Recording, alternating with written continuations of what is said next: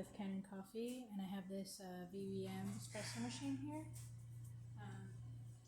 It was brought in with some power issues, and so we replaced the power switch, and that seemed to have solved it. We did a tune-up on the machine as well. So I'll show you this is the old gasket that we replaced. As you can see, it's pretty brittle. And the old screen as well. And I also replaced this filter on the hot water tap.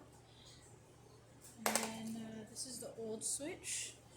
And we actually found that somehow the amps on this were incorrect, when we searched it up online, so we actually replaced it with a 20 amp switch, which is the correct one. So I'm just going to do a quick test and show you that the machine is working properly. So first I'll just show you some steam.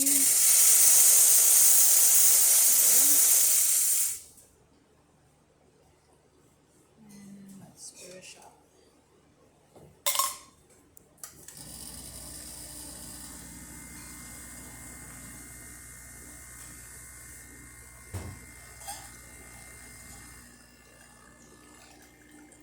So this is just our test coffee, so it's not going to come out exactly perfect. It's not calibrated to this machine, but you're still going to get an idea that the machine can produce a decent shot of espresso. So there you have that. And I'm going to show you hot water.